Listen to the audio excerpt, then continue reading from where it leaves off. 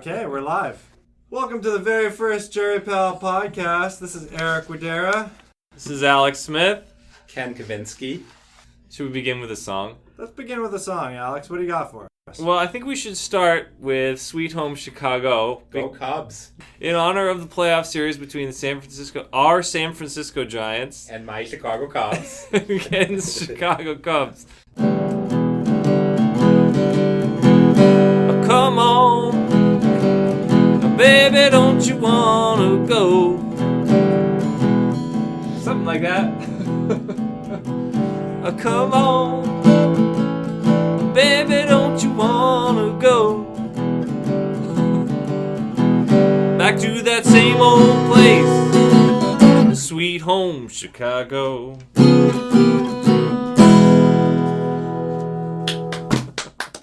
So, Ken, recently at a journal club, we discussed a pretty interesting article from the BMJ. The title of the article is Six-Pack Program to Decrease Fall Injuries in Acute Hospitals, a cluster randomized controlled trial. Now, I'm pretty sure this wasn't about six-packs of beer. And you had some pretty interesting stuff to say about it. Yeah, well, this is sort of course, a worthy initiative because it's not good when patients fall in the hospital. Sometimes even, after a fall in the hospital, a patient can break their hip. So, they try to do all these things, and that's why it's called a six-pack. This has included things like, doing a fall risk assessment and making sure patients got help before they got out of bed. But, problem was it didn't help. Nothing, no improvement in fall rates with this study. Why do you think that was? I'm guessing that many of the things that they did in the six-pack intervention don't actually work. I think the most likely thing that they used was a sign that told people that person is at risk for falls. And then there were a fair amount of, 5 other interventions that also have very limited evidence to prevent falls in the hospital. Yeah, what do you think about this bed alarm thing? So, patients lying in bed and they try to get out of bed and then it goes bizz and, to try to remind them not to get out of bed. Yeah, I tried putting one on Alex's chair, but he still comes over to my office all the time. Well, I think we have 2 randomized controlled trials on bed alarms. The last one was in the Annals of Internal Medicine, which basically showed that bed alarm use, at least in an urban hospital, had no effect on fall-related events or physical restraint use. So they just don't work, despite that nearly everyone is on one if they're over age 75 here in this hospital. Now, why is that? Is that because they get out of bed, the alarm goes off, and by the time the nurse gets there, they've fallen? Yeah, so there could be 2 potentials. Is that it's too late by the time the bed alarm goes off to prevent the fall in that person who was going to fall. And the second thing, and this is what I hear from Ken all the time, is you have these devices that restrain people to their beds, including bed alarms. People get weaker because they're not walking. And then the second we encourage them to walk, now we have somebody who's weaker and who's more prone to fall. Yeah, there was a report in JAMA Internal Medicine recently where they quoted a patient who had a bed alarm who said they felt they were in prison. That we've moved away from physical restraints in a hospital, but this is almost as if you have an electronic monitoring bracelet on you. It's almost like you're in prison when you have a bed alarm.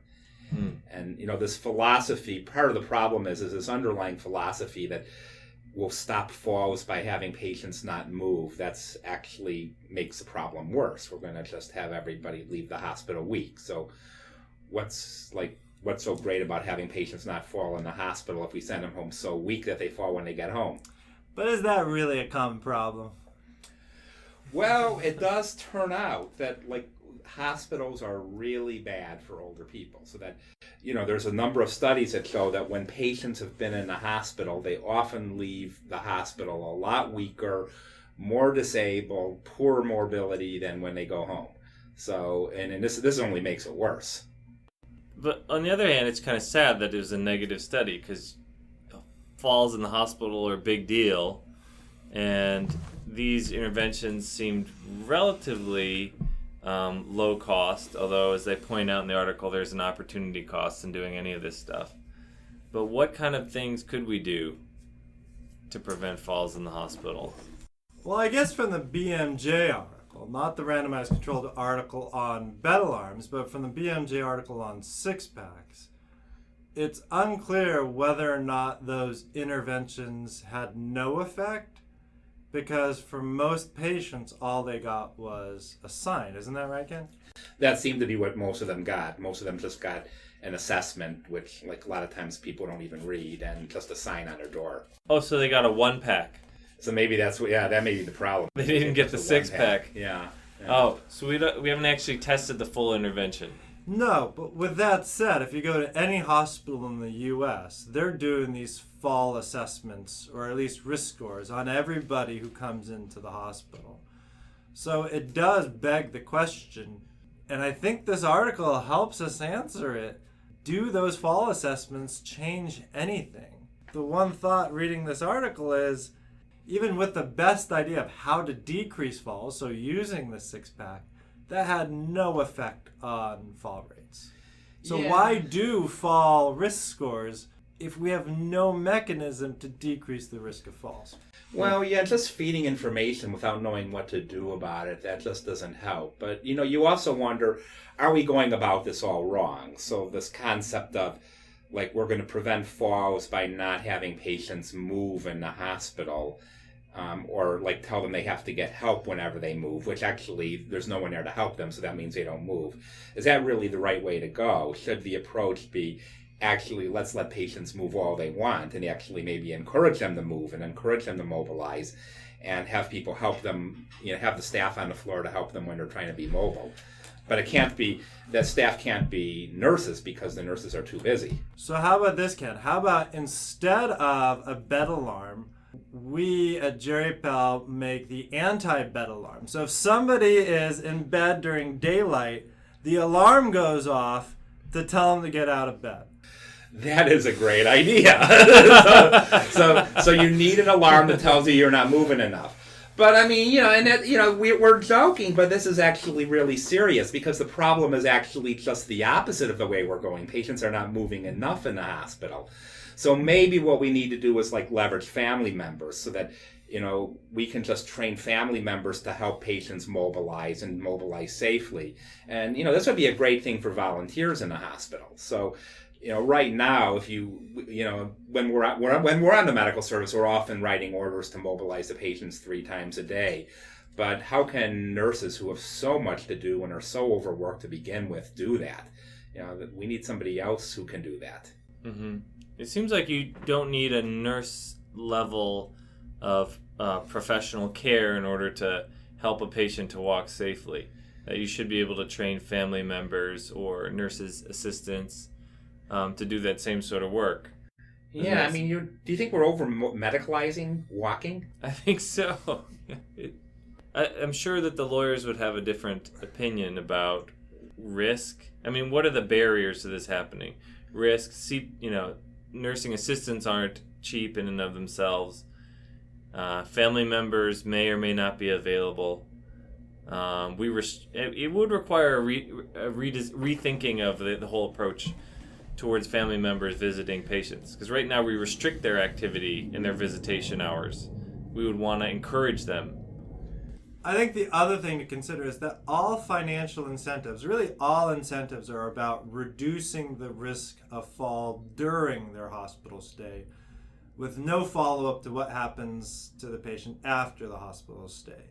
So keeping a person bedbound in their bed, not getting up and walking, is a good way to stop them from falling during the hospital stay, but it sounds like it's going to increase potentially their risk the second they leave the hospital. Yeah, so in theory, if you could actually force a patient to stay in bed their whole hospitalization, and of course it's hard to do that because a normal person doesn't want to do that, you in theory could stop falls in the hospital, but then just patients will collapse when they get home. I wonder if there are also ways of redesigning the structure of hospital wards so that they're more conducive and encouraging of walking. Well, I'm just thinking about, you had a treadmill desk, Alex, where during your normal work hours, you could actually use the treadmill. Imagine if in these rooms that there were treadmills patients could use. Yeah, treadmills or some way of getting the patients together routinely, even for meals, or, so that they weren't cloistered in their rooms, in their beds. This is something that acute care for elder units try to do, ACE units, which is really trying to redesign this hospital care.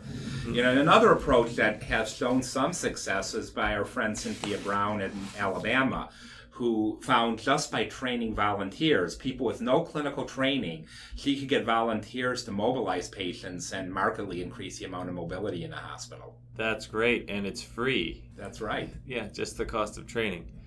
So why aren't we doing this? Why aren't these interventions, why isn't there uptake for these?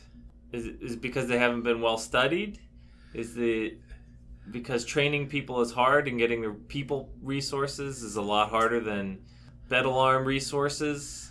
Yeah, that is a puzzling question there, Alex, because, we've done this. I mean, it has been shown over and over that some of these things actually do work, but it's not the way hospitals are structured or incentivized. Hospitals are trained to take care of diseases, not functioning. So no one goes into the hospital, because of, a mobility diagnosis, or, they rarely do. It's usually because they have pneumonia or heart failure, and we ignore that they, stop walking while they're in a hospital. During the average or any hospital stay, do we even have any data on functional status for anybody who gets admitted? I mean, we're capturing vital signs, and I guess we're capturing falls, but what about function? Well, it's interesting. This is sort of a worldwide phenomenon because, Cynthia Brown in Alabama has shown that the average patient in the hospital is in bed 23 out of 24 hours a day. And in Israel, a researcher by the name of Anna Zisberg has shown the same thing. So that, these patients don't walk when they're in a hospital. They spend all day in bed. And Zisberg and her colleagues actually showed that the amount of time in the bed is directly correlated with the risk of getting new disabilities. A lot of patients feel like they're supposed to be in bed because the hospital is a time to rest. And what do you think about that, Alex? Hospital's a time to rest? Yeah, no, I don't think so. Yeah, I think we need to get away from that belief. I do think it's a common belief, but we're really learning it's dead wrong. I think part of it has to do with the sick role. And, we sort of have this notion that's been built up over time in history of what the sick patient is supposed to be like. And that sick patient is supposed to be in bed. And we need to reconceptualize it, as a society, culture, as a world, what it means to be sick. And being an active, sick, older adult is healthier than being in bed. So that takes culture change as well as, resources, as we were talking about. Yeah, I mean, one thing I often think about is, when you have a patient in a hospital is, no matter where they are, try to notch up the mobility one notch. So if they're lying flat in bed, have them sit up in bed. If they're sitting up in bed, try to move them to a chair. If they're in a chair, have them try to walk the room. If they're walking the room, have them walk the hall. So just sort of try to push things up one notch beyond whatever it's going on right now. That's great. It's almost like a Prochaska kind of model. Take them to the next stage of mobility. Yeah. Exactly. So with that said, Alex, I think this is the end of our first podcast. Do you want to maybe end us with a little tune? Let's see. How about something San Francisco-ish to complement our Chicago ballad and to mollify the feelings of my fellow San Francisco citizens who will feel great pain as the Cubs massacre the Giants? How about I left my heart in San Francisco to complement Sweet Home Chicago? Oh, yeah, that's good. We should do something San Francisco-ish, right? Let's see.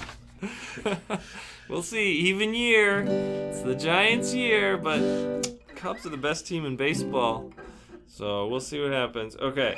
Sitting in the morning sun, I'll be sitting when the evening comes,